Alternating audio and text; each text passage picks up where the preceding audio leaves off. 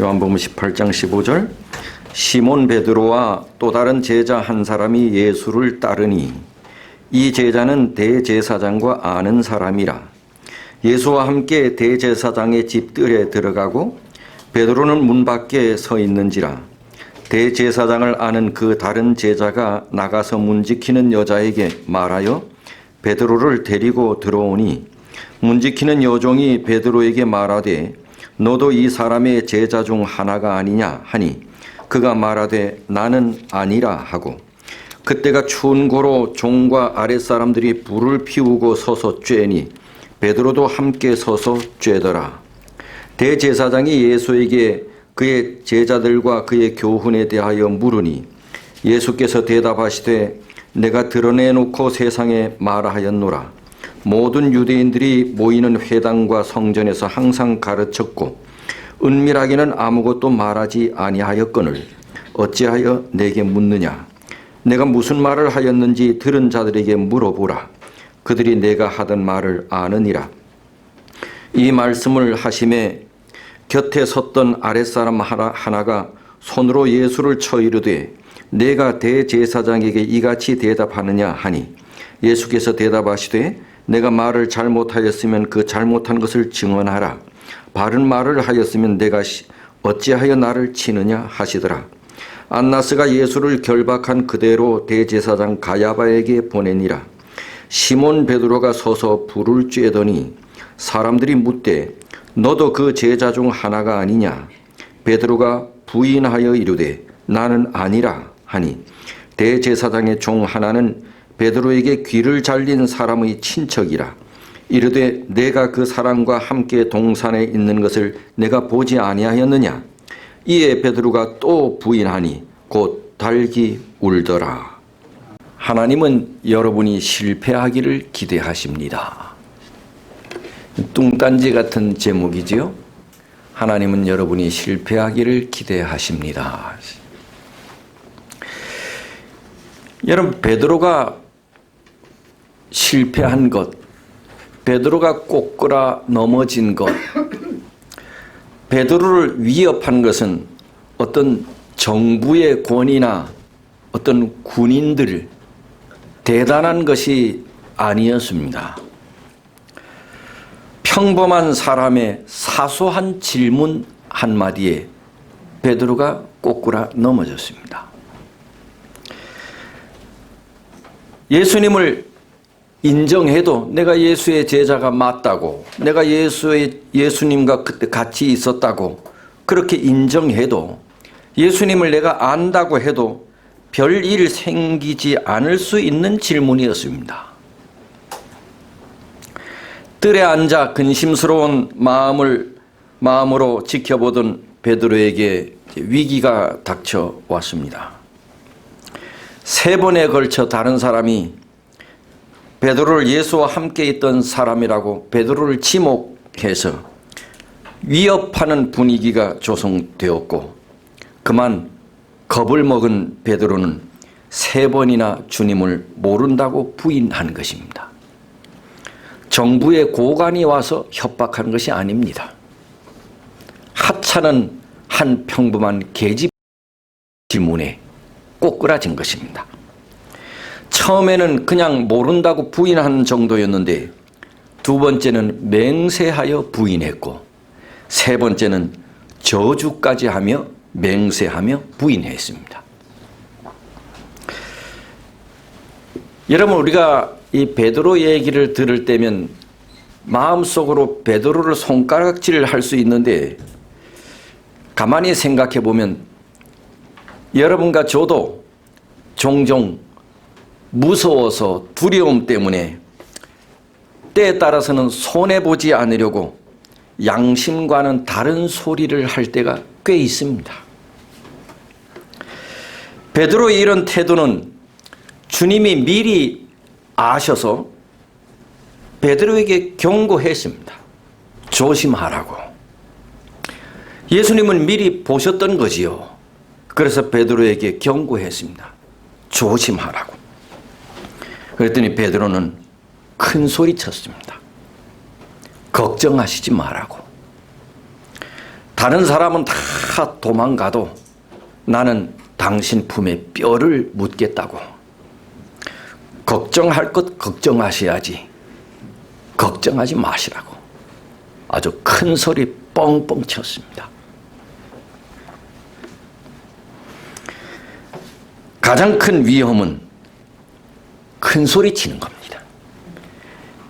그래서 저도 가끔 큰 소리 안 하려 합니다. 다 넘어져도 나는 절대 넘어지지 않는다고 생각하는 것처럼 어리석은 일은 없습니다. 인간은 누구라도 큰 소리 칠 수 있는 존재가 못 됩니다. 그렇게도 주님을 사랑하고 죽음으로 충성을 바치기 원했던 베드로. 사실 베드로는 진짜 예수님을 사랑했습니다. 그리고 정말로 예수님께 충성했습니다. 그리고 앞으로도 더 사랑하고 충성하고 싶었습니다. 죽는 자리까지라도 따라가고 싶다고 한 그의 고백은 진짜였습니다. 그때. 그리고 그렇게 큰 소리 쳤던 베드로가 실패했습니다. 왜 실패했는가? 여러 가지 요인들이 있겠지만 오늘 세 가지만 더듬어 보려 합니다. 첫째, 실패의 원인은 그가 기도하는데 실패했기 때문입니다. 주님은 베드로에게 조심하라고 말씀하시면서 기도하라 했습니다. 마가복음 14장을 보시죠. 마가복음 14장.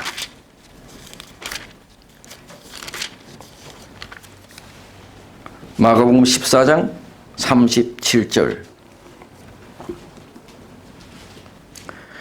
돌아오사 제자들이 자는 것을 보시고, 특별히 누구에게 말씀하시되? 마가복음 14장 37절. 돌아오사 제자들이 자는 것을 보시고 누구에게? 베드로에게 말씀하시되, 시몬아 자느냐? 내가 한 시간도 깨어 있을 수 없더냐? 예수님은 앞을 내다보셨습니다. 당신이 이제 조만간 잠시 후에 십자가에 달려 돌아가실 터인데, 그리고 베드로도 당신의 눈으로 바라보니 참으로 한심하기 짝이 없어. 그래서 시몬 베드로에게, 다른 제자들에게 나를 위해서도 좀 기도해 달라. 그리고 너희들을 위해서도 기도하라고, 그렇게 조심하라고 당부하셨거든요. 기도하라고요. 그런데 베드로는 기도에 실패했습니다. 졸며 잘세. 저들은 피곤했기 때문에 잤지요. 그런데 예수 믿는 자들이 기도할 수 없을 만큼 너무 피곤하게 살면 안 됩니다. 기도할 수 없을 만큼 너무 피곤하게 살면 안 됩니다. 제가 전에 어느 한 교회에 봉사할 때 그 교회 교인의 한 3분의 1 이상이 믿음대로 살겠다고 시골 생활 들어온 분들입니다. 그 시골 생활을 들어온 분들은 믿음대로 살기 위해서 들어온 것입니다. 그런데 이분들이 시골 생활 들어서서 먹고 살아야 되니까 그들이 대부분 다 뭐 해요? 농사를 짓습니다. 믿음대로 살겠다고 시골 생활 들어온 분들이 교회 예배만 오면 제일 잘 줍니다. 왜인지 아세요? 왜 그렇게 해요? 일을 너무 많이 해서. 그런데 이분이 믿음대로 살겠다고 들어왔는데 농사라는 게 그럽디다. 마쳐야 하는 시간이 있어, 그 일이. 그럼 여기 교회 갈 시간이 됐는데도 마쳐야 할 것은 마쳐야 돼. 마쳐야 돼. 그리고 농사 짓는 사람들이 은근히 욕심이 있읍시다. 일을 마쳐야 되는데 늘 조금 더 해. 그러니 늘 피곤하니 교회 오면 교회 안 오지는 않아. 근데 교회 오면 줘라. 야, 이 믿음대로 살겠다고 시골 생활 오신 분들이, 그래서 제가 권면했습니다. 장로님, 집사님, 믿음대로 살려고 시골 들어오신 거 아니냐. 일을 줄이시라고.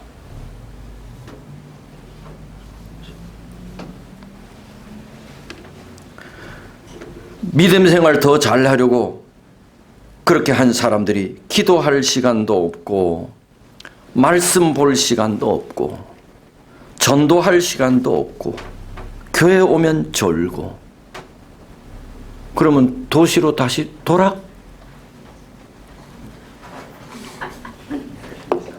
아주 측은하고 안타깝지요. 이 세상은 바쁩니다. 사단이 그렇게 만들어 놓은 겁니다. 여유가 없이 삽니다. 특히 사단은 이 한국 땅에 버글버글합니다. 한국 사람들이 신앙심이 좋아. 그 어떻게 해서든지 한국 땅에 이 복음으로 충만치 못하게, 이 세상에서 가장 바쁜 사람들이 한국 사람들입니다. 사탄이 그렇게 만드는 겁니다. 눈코 뜰 새 없이 바쁘게 피곤하게 삽니다. 내가 뭐 때문에 이렇게 열심히 뛰어다니는지도 모릅니다. 내가 어디로 달려가고 있는지 생각조차 할 여유가 없습니다. 그렇게 바쁘게 살도록 사탄이가 만들어 놓은 겁니다. 할 일 없는 사람도 이상하게 바쁩니다.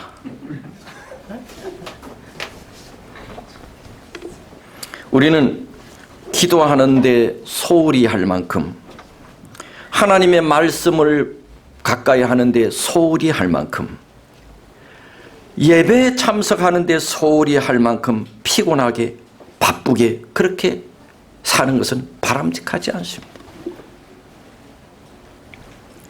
예수님은 제자들의 육신의 약함과 피곤함을 잘 이해하셨거든요.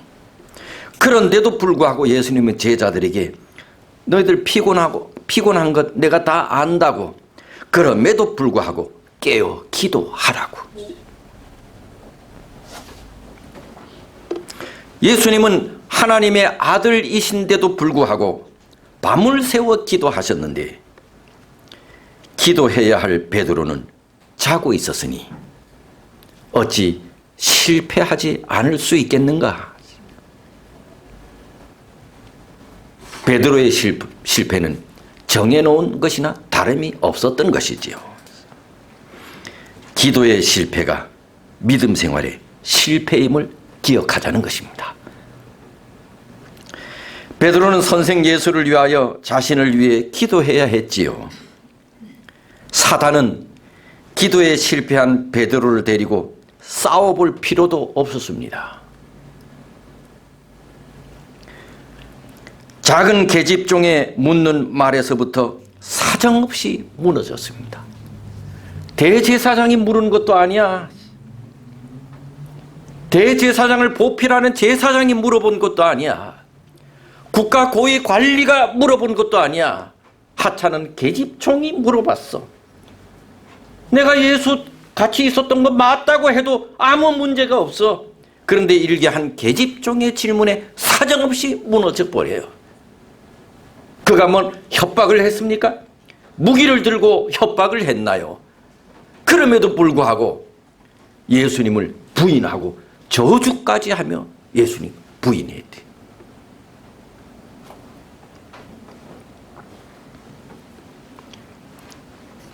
그는 기도에 실패했기 때문이죠.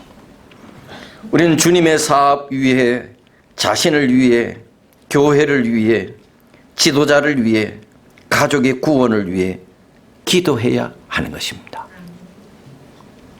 기도에 실패하면 모든 것에 실패한답니다. 두 번째, 베드로의 실패는,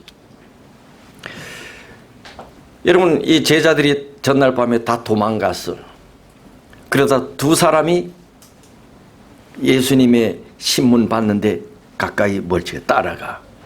그 제일 먼저 따라온 사람이 요한입니다. 성경에 보니 요한은 대제사장과 아는 사이라 그랬어. 학자들은 말하기를 요한의 가정이 어부집이잖아요. 아버지도 어부, 요한도 어부. 그러니까 아마 요한의 아버지가 대어업을 하는데 그 고기를 대제사장 집에 대줬다고 한답니다. 대제사장님. 그래서 요한과 아는 사이라 학자들이 그렇게 이해를 합니다. 그래서 요한 아는 사이라 요한은 가까이 갔어. 그런데 요한이 누구에게 문지기했는데 베드로도 좀 들어오게 해달라고 그래서 베드로가 들어왔다는 거 아닙니까? 그런데 요한은 예수님이 신문당하는 가까이에서 가까이 따라가서 예수님의 일거수일투족을 다 조망했는데 베드로는 오늘 성경에 보니 멀찍이 왜? 아차 하면 어떻게 하겠다는 거야? 아주 그런 머리는 잘 돌아가. 아차 하면 멀찍이 따라가. 예수님을 모른다고 하거나 예수님을 믿는다는 사실을 감추고 싶어서요. 여러분, 그러나 베드로 그렇게 손가락질만 할 게 못 됩니다. 목사도 목사의 길을 숨기고 싶을 때가 있습니다. 여러분, 교인의 길을 숨기고 싶을 때가 없었습니까? 나는 안식일 교인이라고 이렇게 밝히기를 좀 주저했을 때가 없었습니까? 남들이 볼 때 난 예수 믿는 사람인 척 하지 않았던 적이, 예수 믿는 사람이 아닌 척 했던 적이 없습니까? 베드로와 같은 것이지요, 뭐.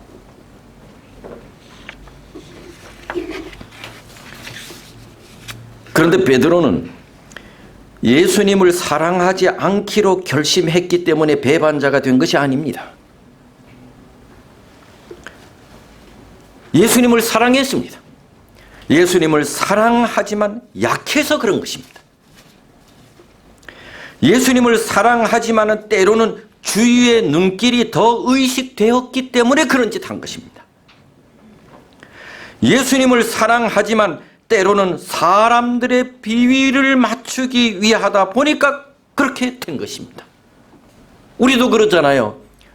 우리가 예수님을 믿기를 모른 척하거나 내가 예수 믿는 사람이 아닌 척할 때 내가 예수님을 부인하거나 예수님을 사랑하지 않기 때문이 아니지요. 예수님을 사랑하지만 내가 믿음이 부족하고 약하기 때문이 아닙니까? 베드로도 그런 것이지요. 그래서 유혹받아 흔들리고 넘어지기도 하는 것이지요. 베드로의 배반 이야기는 오늘 우리들 이야기인 것입니다.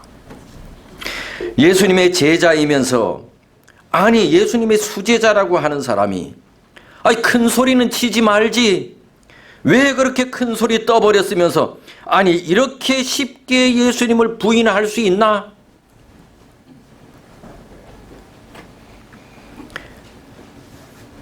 그런데 이런 말씀 대할수록 느껴지는 것은 베드로는 형편없는 배신자라기보다는 그는 약한 사람이었다는 생각이 듭니다. 순교하겠다고 장담했던 그의 말은 빈말이 아니었습니다. 그는 진짜로 한 말입니다. 그가 그래도 예수님이 잡히시자 멀찌감치 뒤쫓아 대제사장 집 뜰에까지 들어간 것을 보면 예수님을 사랑한 것입니다. 그는 예수님을 배반한 사람이 아닙니다. 예수님을 정말 배반했다면 뒤따라갈 필요가 없지요. 여전히 그의 마음속에는 주님에 대한 사랑과 존경이 있었던 겁니다. 제가 알기로는 여기 계신 우리 대부분은 악한 사람들이 아닙니다. 그러나 약한 사람들입니다. 겁이 많습니다. 주님의 명령에 때로는 약합니다. 세상에 대해서도 때로는 약하고 두렵습니다. 저도 목사이지만 세상을 바라보면 두렵습니다. 정말 베드로가 주님께 충성을 바치기를 원했다면 주님 곁에 바짝 붙어 주님을 따라가야 했었는데, 이왕 따라가는 거, 이왕 내가 도망갔다가 다시 돌아온 거, 예수님 바짝 곁에 좀 붙어 따라갔으면 좋았을 텐데. 주님께서 깨어 기도하라고 하셨음에도 졸며 자던 베드로는 주님이 잡히실 때 칼을 휘둘러 불리해지자 다른 제자들과 함께 도망가고 말았잖아요. 그러나 양심의 가책이 든 것이지요. 그는 주님이 잡혀가는 것으로 뒤따라 간 것이지요. 너무 가까이는 갈 수 없었고 멀찍이 뒤따라간 것입니다. 이왕 주님 따르려면 바짝 따라야 합니다. 주님 가까이 따르면 주님 소리 들리지만 멀리 쫓으면 주님 소리보다 가까운 계집종의 소리가 들립니다. 주님 가까이 따랐으면 계집종의 소리도 안 들었을 수 있었을 텐데, 주님 멀리 쫓으니 주님 욕하는 소리도 들은 것입니다. 주님 가까이 따랐으면 세상적인 소리가 안 들렸을 텐데, 주님 멀리 쫓으니까 세상적인 소리들이 다 들린 것입니다. 그래서 유혹됐지요. 그리고 주님을 부인하게 된 것입니다. 주님 가까이 따랐으면 주님 보기 미안해서라도 주님 부인 못했을 겁니다. 주님이 보고 계신데 멀리 따르면 주님 못 들을 것 같으니 부인하게 된 것입니다.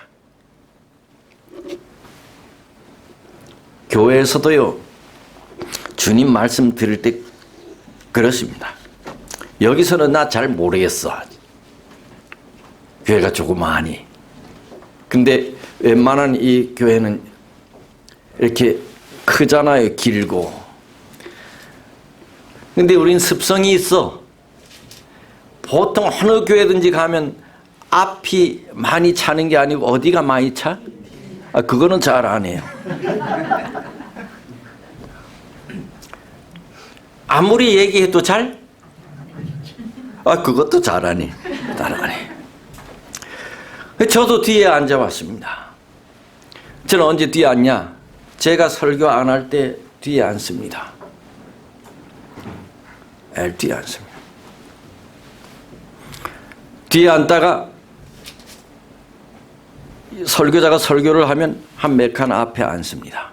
나를 위해서 그럽니다. 근데 뒤에 앉아보니까요, 참 예배 안 됩디다. 뒤에서 누가 문을 열고 들으면 이 쳐다보면 안 되지? 안 쳐다봐. 그런 속으로는 누굴까? 누굴까? 이 설교 들어야지. 누구지? 그러다가 자신도 모르게 이렇게 돌아보죠. 그러면 또 무슨 생각? 도대체 저 집사는 뭐하다 이렇게 늦게 와?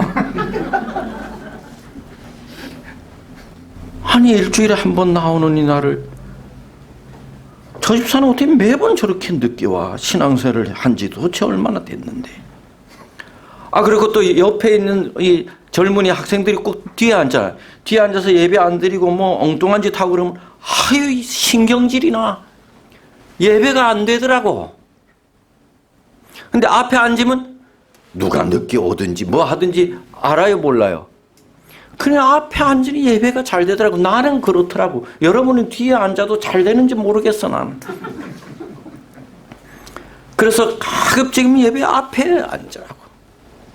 그래서 제가 언제는 제일 말해요. 제일 뒷좌석은 왜 남의 좌석 왜 앉냐고. 제일 뒷좌석은 누구 좌석이라고? 천사들이 앉는 좌석이라고. 천사들이 앉는 좌석. 제일 뒷좌석은 앉지 말라고. 그리고 정말 무슨 일이 있어서 늦게 예배 중에 오는 사람, 예배 중에 앞에 와 앉을 수 없잖아. 그 사람이 천사야. 그럼 그런 사람 될 뒤에 앉히요.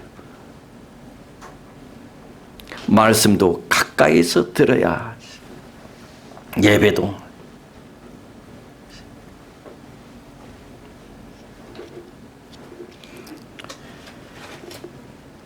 이왕 하나님 보려면 주님 말씀 들으려 왔으면 가장 잘 들을 수 있는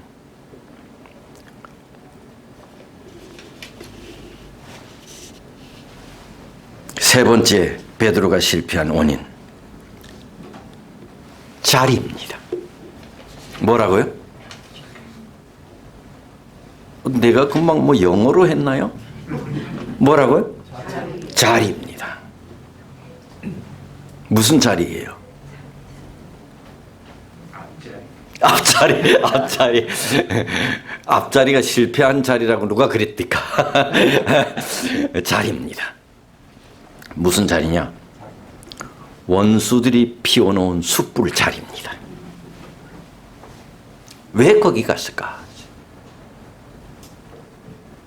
그것은 베드로가 가야 할 자리가 아니거든요.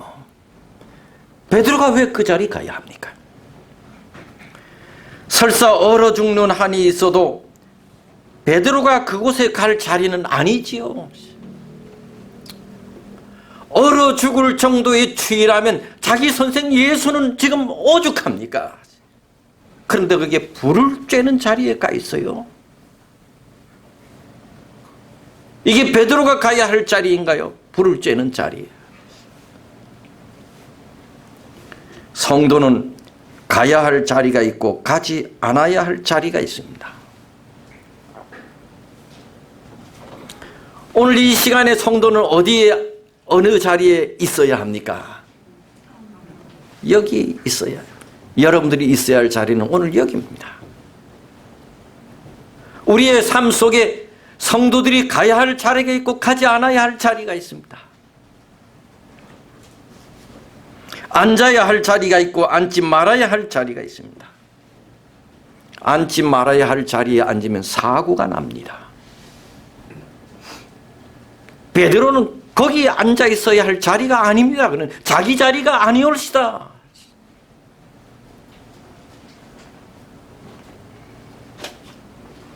요한이 있어야 할 자리에 베드로가 있어야 합니다. 그런데 왜? 당신의 구원을 위하여 십자가를 앞에 두고 계신 예수님은 신문을 당하고 추위 속에서 그런 와중에 불을 쬐는 자리에 있다니요.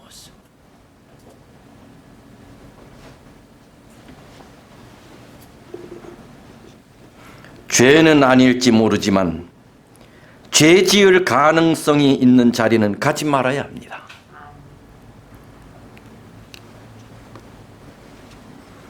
안식일에도 다른 핑계로 물건을 사지 말아야 합니다.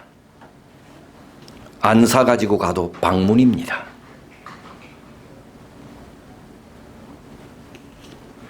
성도라고 하는 것은 구별된 백성이라는 뜻입니다.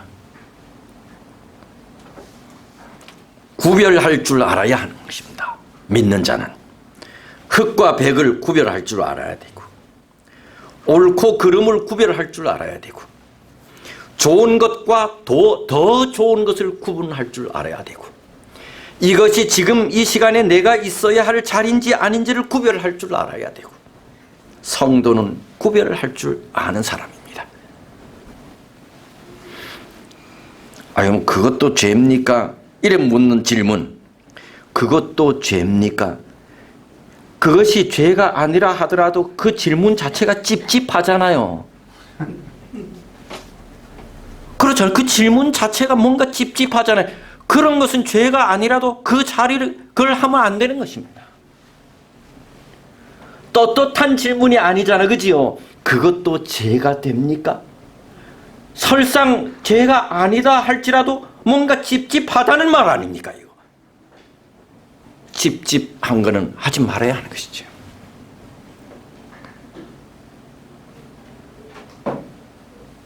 질문 자체가 뭔가 개운하지 않다는 것이죠. 그런 것은 피해야 하는 것입니다. 베드로는 그런 질문 안 들을 수 있었습니다. 충분히 안 들을 수 있었습니다. 요한 안 들었잖아요. 왜? 그는 있어야 할 자리에 있었지. 자리입니다. 목사 자리 조심해야 합니다. 지도자 자리 조심해야 합니다. 수석 조심해야 합니다. 그래서 나는 더 조심해야 합니다. 나는 거꾸로 하면 수석이니까. 직분 맡은 사람 조심해야 합니다. 자리 탐내지 마십시오.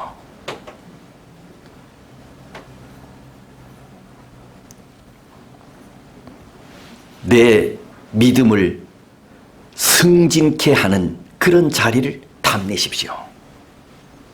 내가 어떻게 하면 내 믿음을 자라날 수 있을까? 내가 어떻게 하면 예수님 앞에 더 가까이 나갈 수 있을까? 이런 자리를 탐내십시오. 우리를 죄짓게 만들거나 우리를 그리스도 앞에 더 가까이 나가게 하는 것은 자리입니다.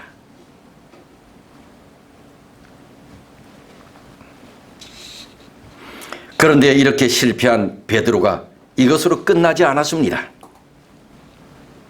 그는 실패자인 것 같은데 사도행전에 보면 오히려 그리스도를 위한 아주 큰 일꾼으로 재등장하게 됩니다. 무엇이 그렇게 만들었지요? 통곡입니다. 뭐라고요? 통곡입니다. 마태복음 26장 75절에 이에 베드로가 예수의 말씀에 닭 울리기 전에 내가 3번 나를 부인하리라 하심이 생각나서 밖에 나가서 심히 통곡하니라. 베드로가 예수의 말씀에 닭 울기 전에 내가 3번 나를 부인하리라 하심이 생각나서 밖에 나가서 심히 통곡하니라. 베드로의 통곡은 회개였습니다. 그는 자기 자신이 큰 소리 쳤던 것 회개했습니다. 자신의 부끄러운 짓을 회개했습니다. 자신이 큰 소리로 장담했던 것이 너무 부끄러웠습니다. 자신의 연약함에 대해 통곡했습니다. 주님의 눈빛에 눈이 마주치자 변함없이 자기를 사랑하시는 예수님의 사랑의 눈초리를 보면서 통곡했습니다. 큰 소리 쳤던 베드로를 나무라지 않으시고 당신을 부인할 것을 아셨으면서도 당신을 버리지 않으시고 자기를 사랑하고 계시는 예수님을 생각하며 통곡했습니다. 나를 위해 저렇게 고초를 당하시는데, 나 때문에 저렇게 고난을 당하시는데, 못난 자신을 위해 십자가까지 지시는 주님의 사랑 때문에 그는 통곡했습니다. 그리고 베드로의 실패는 이제 더 이상 실패가 아니었습니다.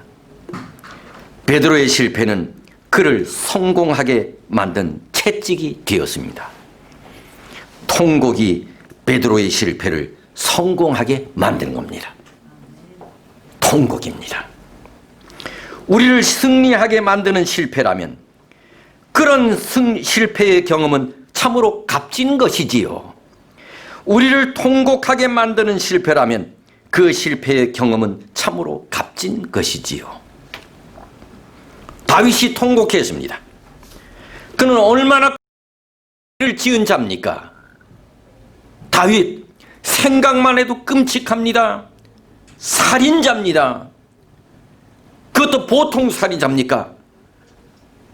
정말로 간사하기 짝이 없는 살인자입니다. 그럼에도 그는 성경 역사상 가장 위대한 이름을 지닌 사람이 되었는데 그것은 바로 그의 통곡 때문입니다. 그는 여러 편의 회개시에서 얼마나 회개의 눈물을 흘렸는지 시편 6편 6절은 이렇게 대표적인 성경 말씀입니다. 내가 탄식함으로 곤핍하며 밤마다 눈물로 내 침상을 띄우며 내 요를 적시나이다. 침상이 눈물에 흠뻑 젖었대요. 그는 매일 밤 통곡의 눈물을 흘렸대요. 그 통곡의 눈물을 따라 그의 죄악들은 씻겨진 것입니다. 산상설교에서 주님은 뭐하는 자는 복이 있나니 애통하는 자는 복이 있나니 저희가 위로를 받을 것이며, 주님은 애통하는 사람들을 위로하신다 했습니다. 뻔뻔스럽고 자신의 죄를 위해 울지 못하는 사람들을 위하여 예수님께서는 위로할 수가 없습니다. 그러나 자신의 죄로 인하여 통곡하는 사람들, 그들은 예수님 안에서 위로를 얻을 수가 있다는 것입니다. 한 연로한 강사가 하나님은 여러분에게 무엇을 기대하신다고 생각하십니까? 강사는 잠깐 생각할 시간을 주더니 다시 물었습니다. 여러분은 하나님이 우리에게 가지시는 기대치를 아십니까? 아무 대답이 없었습니다. 그러자 강사는 자신이 던진 질문에 이렇게 답을 달았습니다. 실패입니다. 실패입니다. 하나님이 여러분에게 기대하시는 기대치를 아십니까? 실패입니다. 그리고 이 글을 쓴 이 저자가 그 강사의 말은 내가 결코 잊지 못할 명언이었다. 처음에 나는 그 답을 듣고 깜짝 놀랐다. 눈을 크게 뜨고 한동안 그를 바라볼 수밖에 없었다. 잠시 후 그 강사는 같은 말을 반복했다. 하나님이 당신에게 바라시는 것이 있다면 바로 실패입니다. 이어서 그는 입가에 미소를 띠고 자신 있는 어조로 말을 이어나갔다.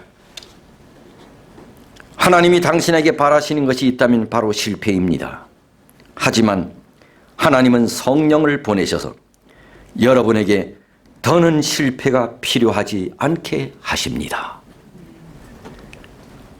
하나님은 여러분에게 성령을 보내셔서 여러분이 더 이상 실패하지 않게 하십니다.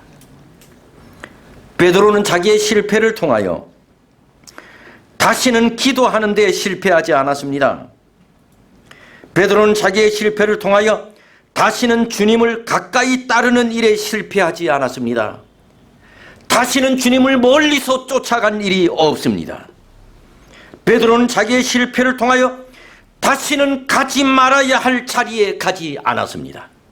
그는 하나님의 위대한 일꾼이 되었습니다. 하나님은 우리가 실패하기를 원하십니다. 말씀을 마치겠습니다.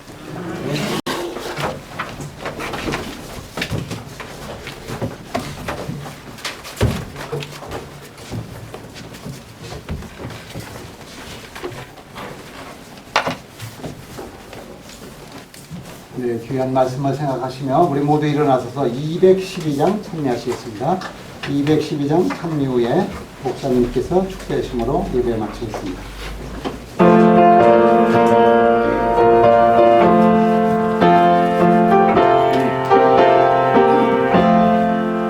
십자가 고난당한 주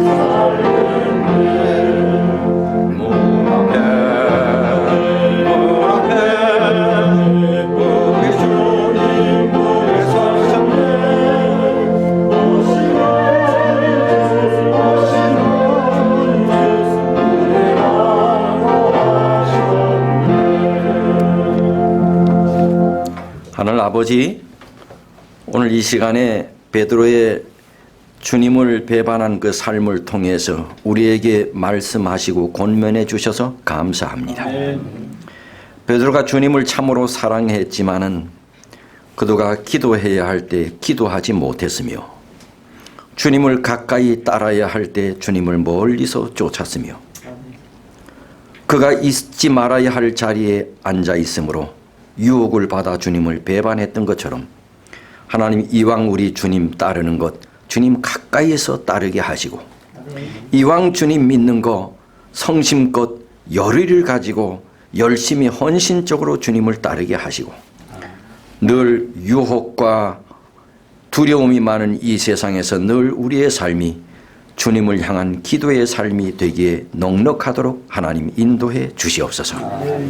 이제는 우리 하늘 아버지의 크신 사랑, 주님의 다함이 없는 은혜, 성령 하나님의 강권하심이 머리 숙인 주님을 사랑하는 모든 성도들 위해 영원토록 함께 하시기를 예수님의 이름으로 축원하옵나이다. 아멘.